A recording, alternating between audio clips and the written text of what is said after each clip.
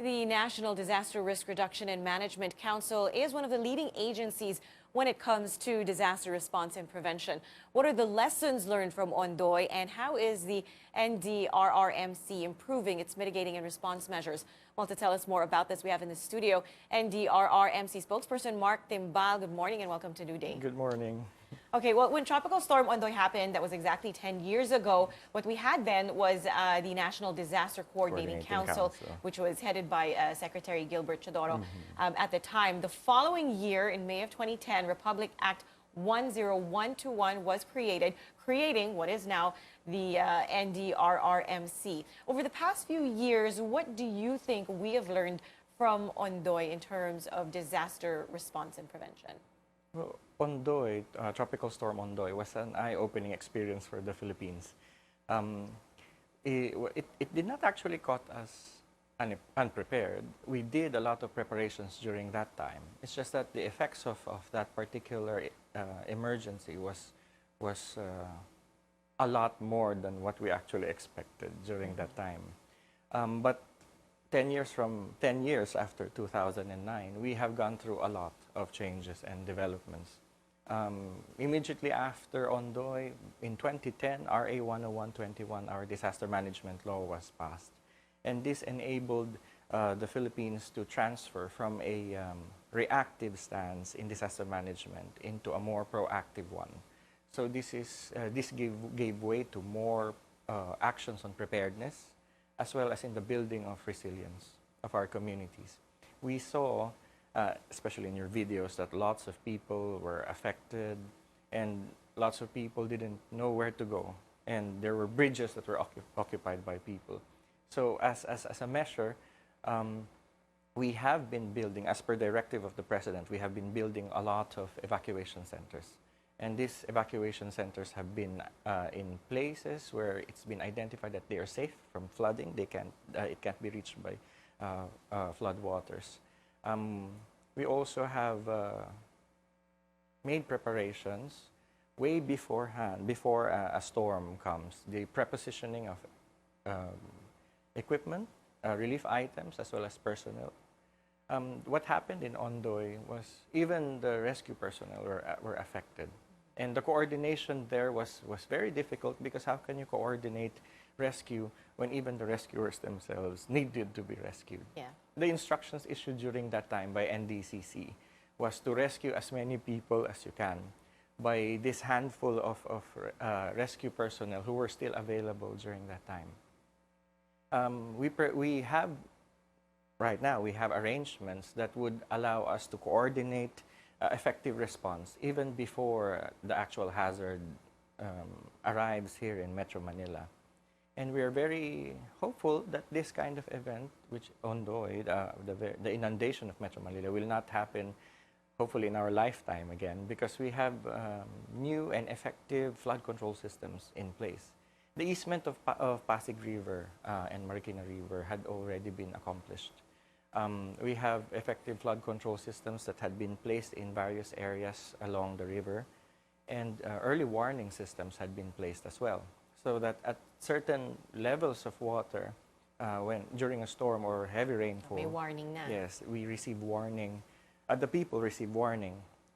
We even have a law mandating the NDRRMC to send text messages and early warning. Yes, we get those. Yes, and some of our people have been there are mixed reactions on that one. Yeah. Some welcome it, and some get scared, and others are wondering about how did NDRRMC get their numbers. Well, what about sometimes what I notice is the messages come in late. How do we address that? Well, during that time, the technology is still being refined. Okay.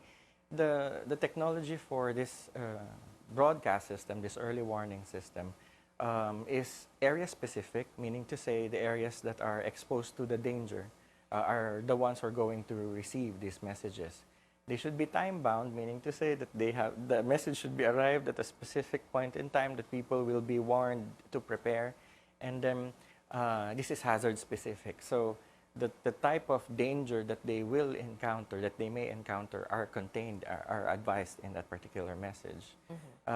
It's just that some technologies, one telco is using a cell broadcast system. So whether you like it or not, you receive it, your phone gets that sound, that alarming sound. Right. But another telco is just sending it via text messages. And the congestion, since there's so many subscribers, the congestion causes the delay.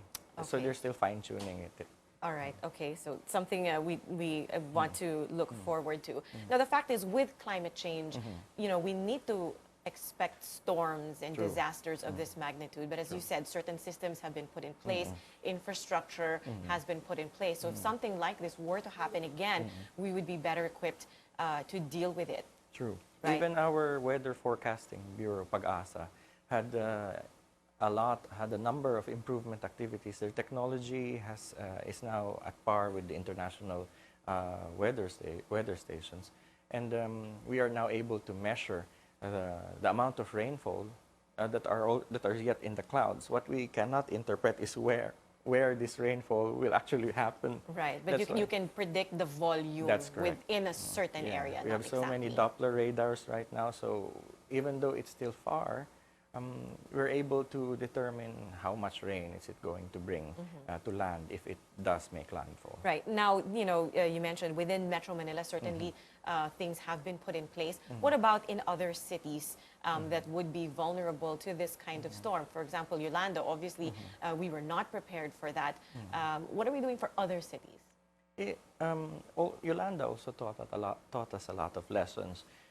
We have made preparations. It's just that same as within Ondoy, it was the magnitude of that particular storm was unprecedented. The adjustments, the system adjustments, as well as the infrastructural developments, were not only confined here in Metro Manila. It's across the nation. All major river basins have had warning systems. River gauges have been installed in all those systems, and early warning devices, early warning systems had been placed in communities. And the warning text messages is on a nationwide scale. So anywhere in the country, just as long as the people will be exposed to a particular type of hazard, they will be receiving those text messages. The local governments have also been capacitated to handle various hazards as well. Trainings provided by the national government are continuous. Yeah, you mentioned the importance of communities. So it's not just the actual rescue workers who have been trained. You're training communities as well. Yes, yes. Because disaster management is not just a government thing. It's a whole of society thing. So government does not only provide the leadership, but we also involve our stakeholders, the business community, our citizens, and especially the vulnerable sectors. Yeah, it becomes everybody's responsibility. Like in that story we showed earlier, that community in Marikina really came together and took responsibility for beefing up the warning systems in their village. Now, the 11 billion peso question is, are we ready for another Ondoy? I believe we are. I believe we are. We have gone through a long way. Initially, after Ondoy, it's a question of preparedness, and we are prepared right now. At this juncture in time, this critical juncture, we are now looking at resilience.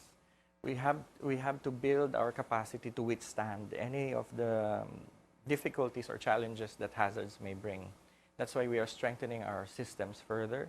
We're capacitating our people, and we are bringing in new technology. We are embracing all of these international agreements. We have become models actually in the international scene when it comes to disaster management. We have made contributions in the development of the Sendai framework for disaster risk reduction. Wow, so people are actually looking to us on how to mitigate and manage disasters. That's correct. Okay. There was one international gathering wherein one country actually approached the Philippine delegation and said, "We really admire your disaster risk reduction and management law. That's why we created our own." And when the Philippine delegation said, "Really, how did you do it?" "We copied yours." That's what they said. That definitely is good news. It's nice to know that we have come so far that other countries are actually looking to us. Well, thank you so much for your time. We do appreciate it. That was NDRRMC spokesperson Mark Timbal.